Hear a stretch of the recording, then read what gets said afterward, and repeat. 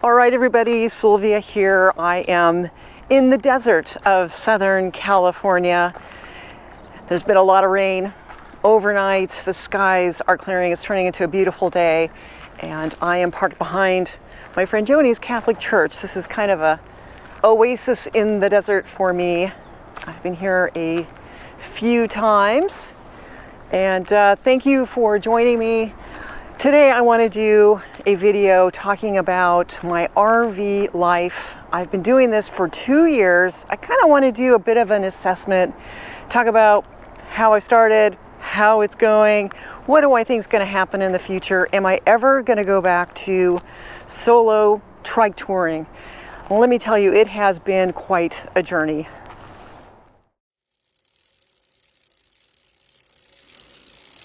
Come on, Myrtle. Let's go.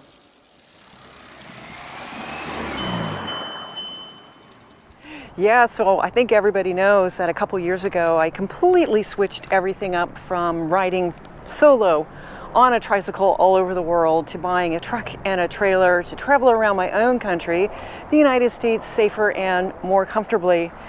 At the time, I didn't know anything about RVs. And I was very fortunate to have very good friends that are not only very knowledgeable about RVs, but know how I want to travel. And to start with, Gary and Trey spent hours with me on the phone going over all of the options. Originally, my idea was to get a Travato, a Class B, a van, and maybe a Class C. Definitely I was thinking of buying something that I could drive. And as we went through all the options, the pros and the cons, we kept coming up with one big sticking point, and that was the trike.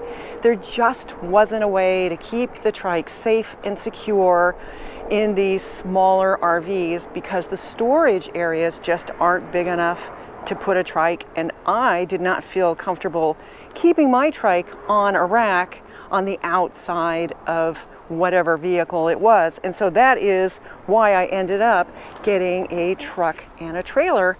And so you can see that I keep my trike in the truck. I have all the things that I need for biking back here, and I carry a couple of ramps to help me get the trike in and out of the truck bed easily if I am by myself.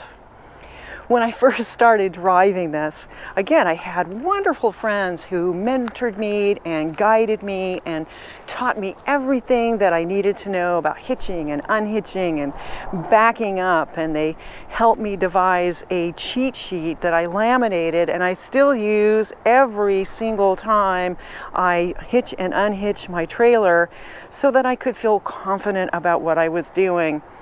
And when I did start driving, I did not feel comfortable going on the freeways, and so I started off down the Pacific Coast. I bought the truck and trailer in Portland. My trike was at Bed Up Cycles in North Hollywood, Los Angeles, and so I needed to go and pick it up. And I came up against something I just had never considered with RV life, and it was something that I really had never encountered in all the years that I had been solo trike touring.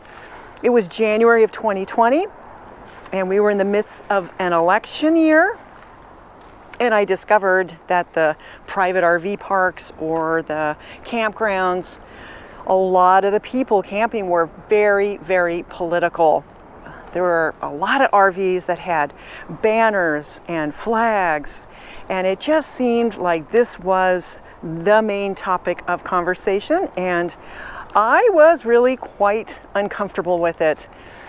In all the years that I've been traveling all over the world, whether I'm camping at a hiker-biker site on the Pacific Coast, walking the Camino de Santiago, staying in an albergue, maybe I'm in a hostel or a hotel, nobody ever talked about politics. And I vote, I've always voted. I want everybody to vote, but I really don't think it's any of my business how somebody votes, and I don't really want to tell other people about how I vote. And I found it all to be really quite uncomfortable. It made me feel like, am I really going to enjoy RV life? And COVID hit. And I mean, it just changed everything for everybody.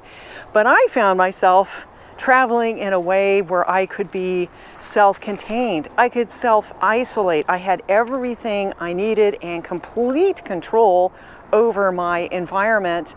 And suddenly, it really made a lot of sense.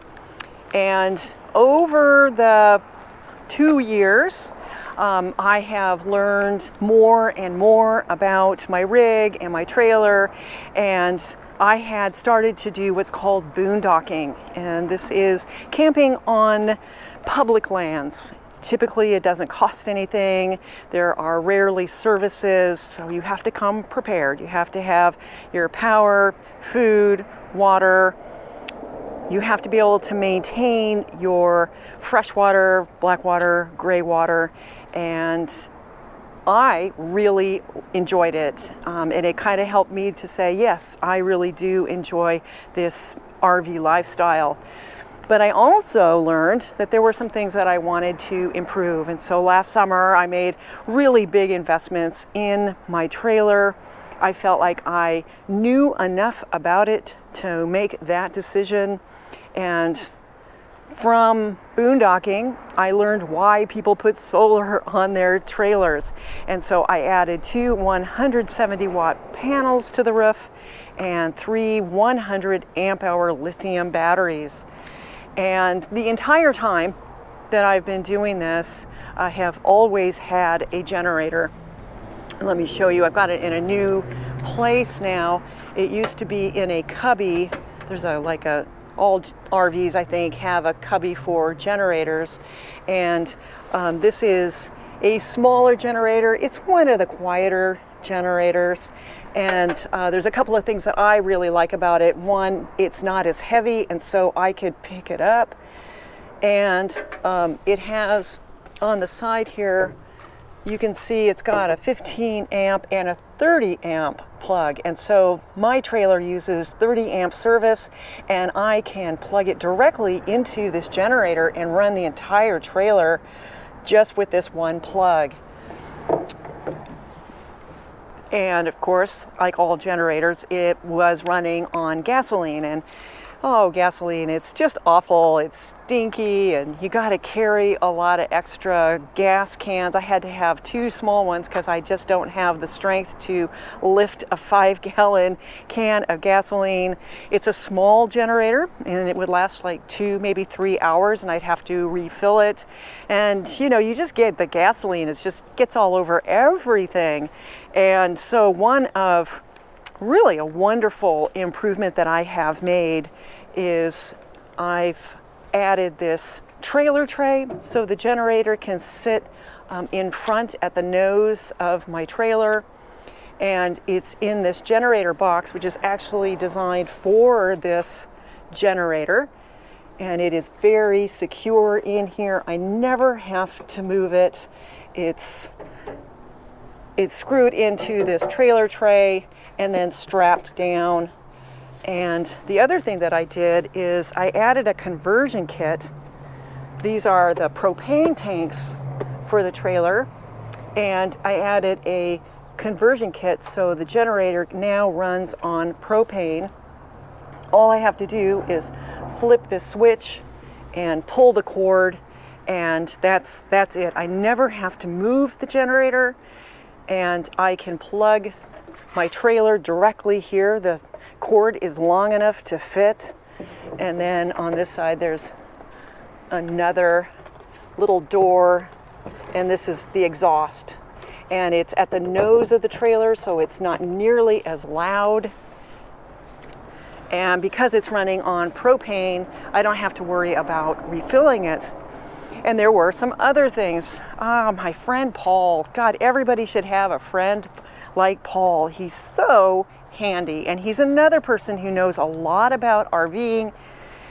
And over time, I would come to him and just kind of ask for advice about things that I wanted to improve. And he would not only understand exactly what I was talking about, even though I'm sure the way I was explaining it was, not very clear, but he would make it even better. And so one of the things that he did, if I can get it open here, is he helped me add a bumper box. So this box, plastic box, is attached to the bumper, and it carries all the things that I need for the sewer to empty out my black and my gray tanks and all the different attachments and gloves and everything. And I just love being able to keep this separate from everything else, anything to do with the sewer. It's nice to keep it separate. And it has also given me a lot more room in my very small pass-through storage area, which is just right here. You know, this is a small trailer, and the pass-through is very small. And so now I have more room. Well, let's go inside and I'll show you some more, kind of take you on a little tour here. So this is the entrance, and this is my bed. I changed out the mattress. I have a new, beautiful mattress, new bedding. My friend Edna helped me with new curtains, which are so much nicer than the pleated shades that I had before. You can see there's quite a bit of storage here. And this is where I keep my clothes. I've got these cubbies. This is my keyboard. I've got 88 keys here. Let's take a look in the bathroom. So I've got a full shower, and this shower, oh my God, the water is so hot. I love it. I replaced the shower head. It was really easy. My friend Dave helped me with that. And then toilet and sink. And it's just so nice having a full shower. Then here's the kitchen. So I have a microwave, 3-burner stove. I have an oven and a lot of storage above and below. And then here's the refrigerator. You can see it's really a good size. And the freezer. And I have more storage. This is my closet. And then here is the pantry. And then this is an area I keep just a lot of different things. I have my music, my nice camera. I've got a drone here. I've got tubs to keep all the cables and electronics organized. And then Paul helped me with this. We added these baskets to help keep things organized. And he built up this shelf and drawers. And he put these pieces of wood so that I could put these hooks on and add more things. And one of the first things that he did was he added this door under the bed. There's a lot of storage under the bed, but the only way I could access it was to lift up the mattress, and I just didn't have the strength. And he put in this door. It is such a great idea. In fact, it is such a good idea. I don't know why RV manufacturers don't just add it. It's really, really great. So I think that's pretty much everything that I wanted to show you guys. So let me sit down. Let's do a little conclusion. And I want to talk about what I think about RV life. Am I going to continue? And am I ever going to go back to trike touring solo again? It was pretty windy outside, so I had to wear a hat. Otherwise, my hair was going to be everywhere. But now that I'm inside, I can take it off and it feels a lot better. You know, one of the things that has surprised me the most about this RV lifestyle is that I haven't done anything stupid. I thought for sure that I was going to forget to do something important and cause some irreparable damage, maybe leave an awning out or my stairs out or not hitch up the trailer to the truck right, and that would be the end of it. I had ruined my truck and trailer, and I would just be out of luck with the whole thing. But that never happened. And the other thing is that my truck and trailer, the quality of both of them have just been really good. I haven't had any major problems. Nothing has happened that took me off the road where I needed to bring my trailer or my truck into a shop. I know that's going to happen one day. I'm really not sure how I'm going to handle it, but so far, so good. As far as continuing, I really am enjoying it, particularly now that I have discovered boondocking, and as I continue, I'm sure I'm going to get more and more comfortable with this. There are a lot of tricks to making that more comfortable and finding boondocking spots that are comfortable to camp in for a few days. And with COVID, I really feel like I'm probably going to be doing this for at least another couple of years. I mean, I have no idea anything about COVID or what's going to happen with it. At some point, I'm sure it's going to run its course. You know, maybe we're just going to learn how to live with it.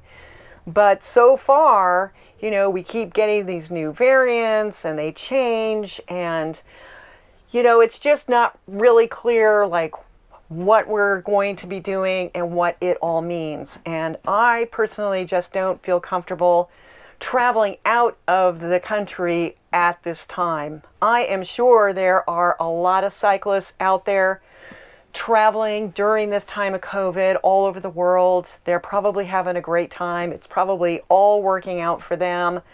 But I really think, you know, everybody needs to do whatever they feel is safe for them. And at this time, just seeing how everything is unfolding, and there's just so much uncertainty, or at least it feels that way to me, it's just more than I want to deal with. You know, I'm an older woman traveling solo, maybe in foreign countries where I don't even speak the language, and it just feels like a little bit too much for me. And so now I'm going to continue traveling with my truck and my trailer all over the United States. And another big thing that happened over this summer is I always stay in Portland. I house sit for a friend of mine who has a home in France. And this was the first year that I had my own vehicle. For 15 years, I was car free. My truck is too big to fit in her garage, and so it had to be out on the driveway. And it got broken into twice. And one time something was stolen, there were windows broken. But even beyond that, I was just really nervous about the safety of the truck every day, wondering if maybe the catalytic converter was going to get stolen. And so I've decided that I really can't go back to my friend's house until I change my mode of travel. What this means is I can go places during the summer months that I couldn't go because I was always in Portland. And so I'm kind of excited to be able to go places that I haven't been able to go. And I'm going to be solo full-time RVing, I think, for a couple of years until we see how COVID runs its course. Maybe we just learn to live with it. And at that point, I really do want to try solo triking again. I even have an idea for a trike tour through Europe, the UK, Scandinavia that I would like to do. So that's kind of my assessment of what this whole lifestyle has been like and what I think it may happen in the future. I would love to hear your thoughts on all of this. Please leave a comment in the comments section below. I love hearing from everybody. I answer all comments. And enjoy your holidays. Happy New Year. Please stay safe, stay healthy, and I'll see you in the next video.